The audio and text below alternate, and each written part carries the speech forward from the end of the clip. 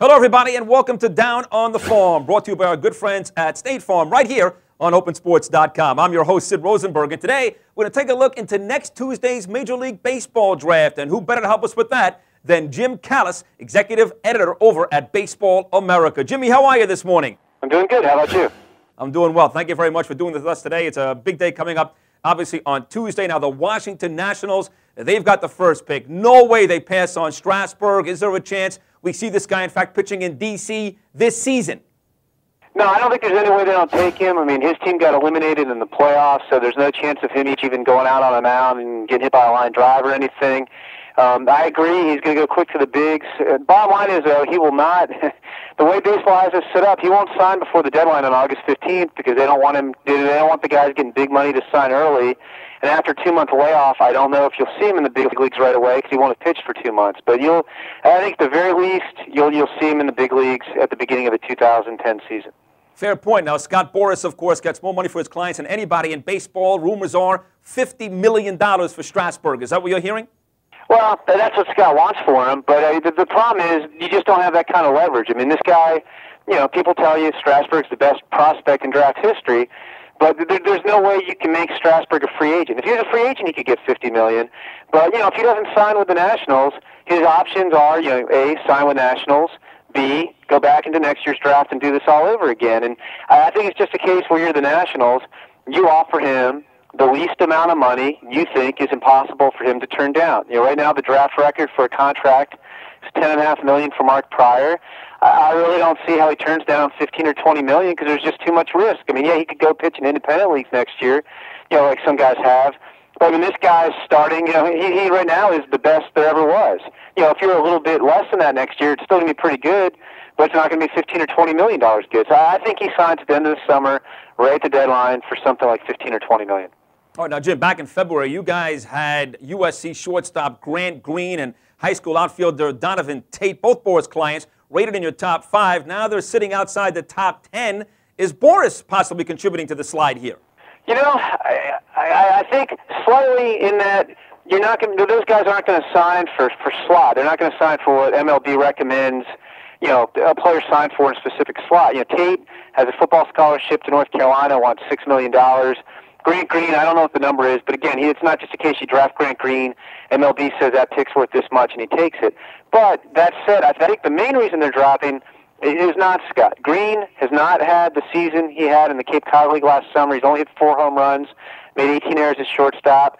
And, there are teams that don't think he's going to stick at shortstop. There are teams that question the power, and they're just not as high on him as they were. I still, if he doesn't go to, say, the Royals, maybe at number 12, he might drop to the bottom of the first round, and that part of it would be Scott. With Tate, easily the best athlete in the draft. I don't think teams really, are fully buying the bat. I mean, this is a guy who's going to need a lot of at-bats. He's not going to be a Justin Upton where he rushes from high school to the majors in 2 years. And I think when you have the bat, there's a little bit of a concern. I think that there's some makeup concerns. Not that he's a bad kid or anything, but just that he needs to grow up some. And you add it all up, and it's like, do we really going to throw $6 million at this guy to keep him away from football? I think there's fewer teams willing to do that now than might have been at the beginning of the season.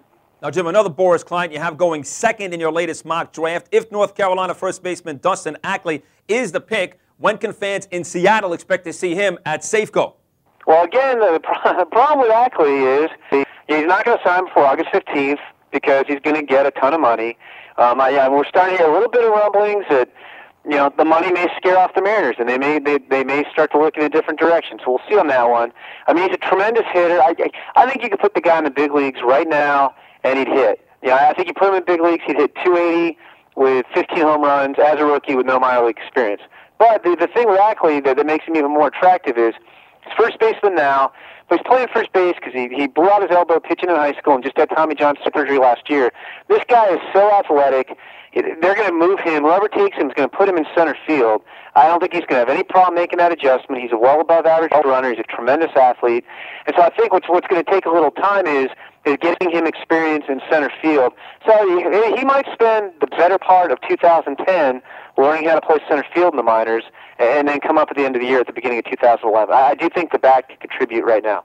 Jim Callis down on the farm here from Baseball America. Okay, and number 3, you've got the Padres settling, Jim, on Vanderbilt lefty Mike Minor over the aforementioned Tate. Then an interesting pick at 4 with Pittsburgh taking Aaron Crow, another big name. The Nats couldn't get Crow signed after picking him 9th last year. Any chance the Pirates go the economical route again and take a lesser player? Yeah, the Pirates are all over the map. I mean, there's talk. There's a Dominican player named Miguel Sanyo that they're apparently hot to sign at the July 2nd signing period. There's all kinds of rumors that they're going to spend on Sanyo and spend less on that first pick. That's not, as far as I can tell, that's not true. I've talked to the Pirates. They say those two budgets are separate. That said, I think what the Pirates are going to do, the Pirates are looking at the whole spectrum. They're looking at guys who are going to cost more in slot, like Crow and others. They're looking at guys who might sign, for what MLB says that pick's worth. And then they're looking for guys who would sign for less, like Boston College catcher Tony Sanchez is a guy who gets linked to them a lot. But I think if you see them take Sanchez, it's my understanding that's not because they're saving the money for Sanyo. It's just because the couple guys, I think they would take Ackley and I think they would take Crow. If Ackley goes 2 and Crow goes 3 and they're off the board and they don't have another guy that they're really in love with, then I think you could see them go cheap and take somebody like Sanchez and then spend the money elsewhere, put extra money into later picks. I don't think you're going to see the Pirates go cheap and save a ton of money on the draft. I just don't think that part's going to happen. But they could take a guy who surprises people at 4. Pirates, by the way, just come off a sweep of my New York Mets at the big league level. Checking out the rest of your top 10, Jim, you've got pitchers going the whole way from number 4 right through number 10. Who is the most major league ready and who's got the most upside here? Well, I mean, that's the nature of this draft. I mean, it's pitching. I think the most upside and the hottest name right now is a high school pitcher from California named Tyler Matzik. His last 2 starts in California high school playoffs, the last 2 weeks have been just ridiculous. I mean, he was good to begin with. He's been throwing some 97s and 98s, maintaining velocity deep into games. Tremendous breaking ball, just been unbelievable. I think some teams on talent think that Matzik is the second-best player in the draft after Steven Strasburg.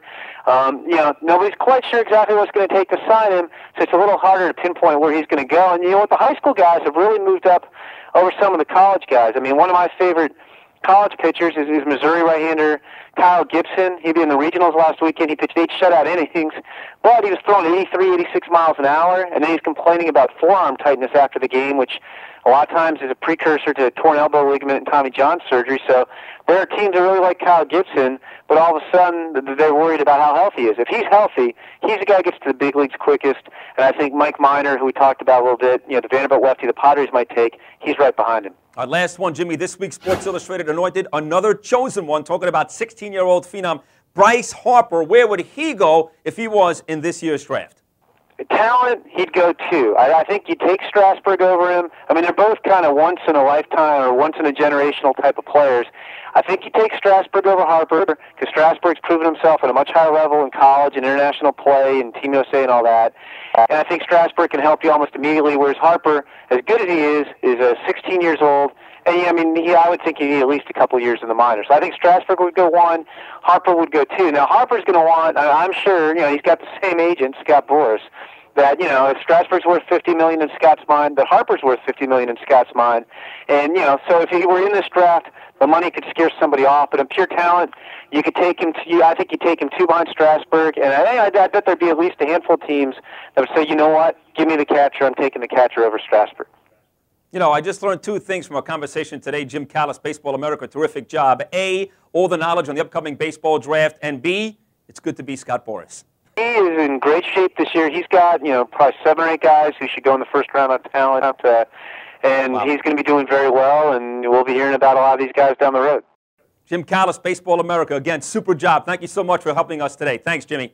No problem. Thank you. All right, take care. For the rest of Jim's mock drafting and the most extensive coverage of the draft leading up until Tuesday, check out Baseball America and baseballamerica.com. That is going to do it for this edition of Down on the Farm, brought to you by our good friends at State Farm here on Open Sports. I'm Sid Rosenberg. Be sure to come back on Monday for insurance runs and also next Friday for our draft grades. Have a great weekend. We'll see you on Monday. The future of sports on the web is open.